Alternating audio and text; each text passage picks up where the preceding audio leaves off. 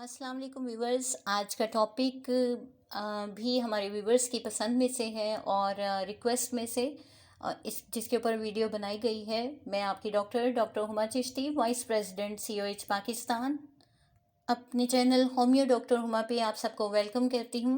Channel को subscribe कर दीजिए और लाइक करना ना भूलिए। आज जिस टॉपिक पे बात करूंगी, G6PD डेफिशिएंसी कहा जाता है इसको। ग्लूकोज 6 फॉस्फेट डी हाइड्रोजेनेस इसको बोला जाता है और it's a genetic disorder. Means के इसका ताल्लुक हमारे जीन्स के साथ होता है और ये भी कह सकते हैं हम कि इनहेरिटेड डिसऑर्डर है ये।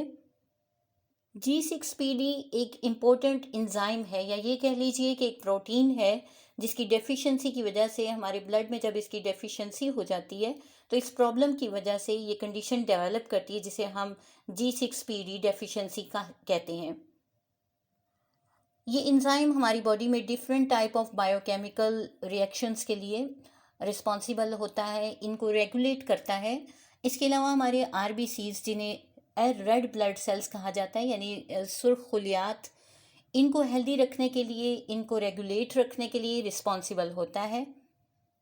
जब भी बॉडी में G6PD की डेफिशिएंसी होती है तो RBCs में अर्ली डिस्ट्रक्शन शुरू हो जाती है और ये प्रोसेस हीमोलाइटिक एनीमिया डेवलप कर देता है। साथ ही साथ इस एनीमिया के डेवलप करने की वजह से बॉडी में ऑक्सीजन बहुत ज़्यादा कम हो जाती है और तमाम ऑर्गन्स और टिश्यूज़ को प्रॉपरली ऑक्सीजन फ्लो नहीं हो पाता, और इसी की वजह से फिर बहुत सी सिम्टम्स देखने को मिलती हैं, जिनमें जनरली फटीग है, यानी थकावट का एहसास, yellowing of skin and I, specially जो हमारी आंखों का सफ़ेद हिस्सा होता है स्क्लेरा, वो बहुत ज़्यादा येलो होने लगता है, हमारी स्किन येलो होने लगती है, और शॉर्टनेस ऑफ ब्रेथ देखने में आता है। यूजुअली ज़्यादातर जो लोग होते हैं G6PD में कोई ख़ास सिम्टम्स एक्सपीरियंस नहीं करते। इसमें सिम्टम्स तब डेवलप करती हैं, या समझ लीजिए कि हमारे सामने अपीयर होती हैं, जब कोई पर्सन मेडिकेशन के थ्रू या किसी फूड की वजह से, जिनमें मोस्टली फेवा बीन्स हमारे सामने आती हैं, या फिर किसी इन्फेक्शन के ज़रिए एक्सपोज होता है। यानी ऐसा होता है कि कोई बॉडी में इन्फेक्शन होती है और उसकी वजह से ये चीज़ें फिर सामने आती हैं और पता चलता है कि पर्सन को G6PD डेफिशिएंसी है। अगर पॉजिटिव एजेंट को सर्च आउट कर लिया जाए तो ये deficiency mostly with in a few weeks resolve हो जाती है, लेकिन अगर हम फोकस नहीं करते तो फिर ये सिवियर कंडीशन की तरफ चली जाती है। जैसा कि आपको इंट्रोडक्शन इसका मैंने दिया, और अब बात करते हैं इस सिम्टम्स के बारे में, बिकॉज़ ये इतनी ज़्यादा नॉन किस्म की डिज़ीज़ नहीं है जिसके बारे में बहुत ज़्यादा सुना जाना नहीं गया अभी, लेकिन ये कि ये प्रॉब्लम है और कम्बिनेशन ऑफ सिम्टम्स है, कम्बिनेशन ऑफ डिजीज़ कह ले सकते हैं हम लोग। सिम्टम्स में क्या होता है, टैकीकार्डिया होता है पेशेंट को, यानी कि हार्ट बीट या हार्ट रेट उसका कह लीजिए कि बहुत ज़्यादा होता है।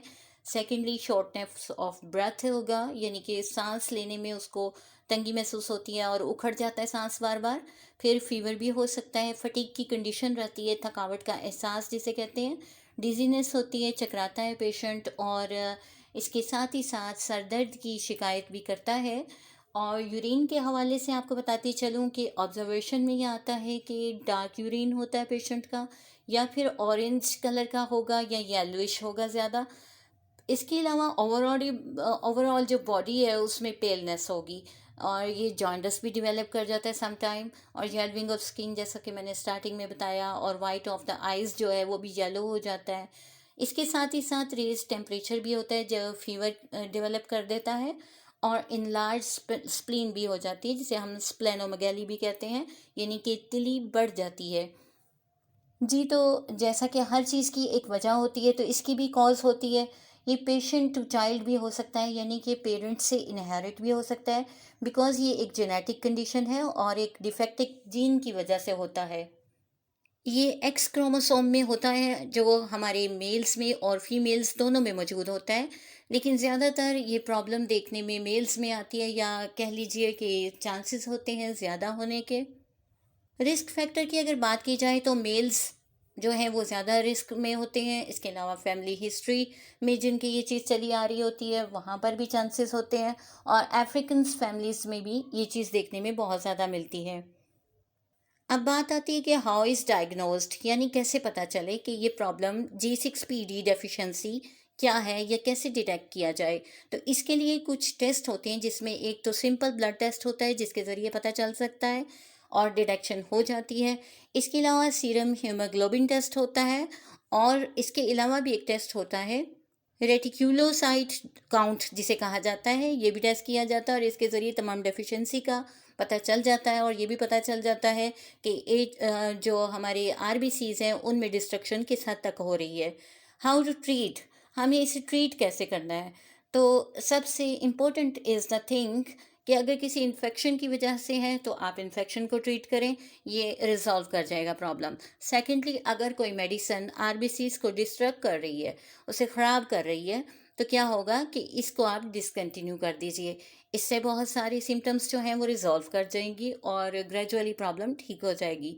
फिर अगर हीमोलिटिक एनीमिया तक डेवलप कर गया है प्रॉब्लम, देन प्रॉपर ट्रीटमेंट करना होगा, और इसकी प्रॉपर जो है वो समटाइम क्या होता है कि साथ में ऑक्सीजन थेरेपी की जाती है या फिर ब्लड ट्रांसफ्यूजन तक बात पहुंच जाती है और पेशेंट को हॉस्पिटलाइज होना होता है।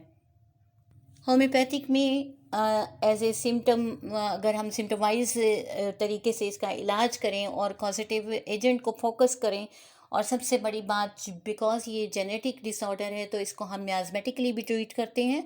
और फिर ये कि यह है कि एंटी मियाज़मेटिक मेडिसिन दी जाती है, यानी एंटी सिफ्लाइटिक मेडिसिन देंगे तो वहाँ पर ये चीज़ जो है कंट्रोल करेगी। और साथ ही साथ हमारी बहुत सारी मेडिसिन हैं जो इस सिलसिले में बहुत ही फ़ायदेमंद होती हैं और फेवरेबल होती हैं, जिनमें कोलेस्ट्रीनम है, नेटमसल्फ है, और इसके अलावा बहुत सारी मेडिसिन का जो अकॉर्डिंग टू हम सिम्टम दे सकते हैं। जैसे कि पेशेंट आपके पास आता है, उनमें कल्केरिया फोस भी हो सकती है, कार्डियोस्मैर भी हो सकती है, सिनोलेंथस हो सकती है, और चाइना फेरमफास, बहुत सारी मेडिकेशन हैं जिनके ज़रिए इसको ट्रीट किया जा सकता है।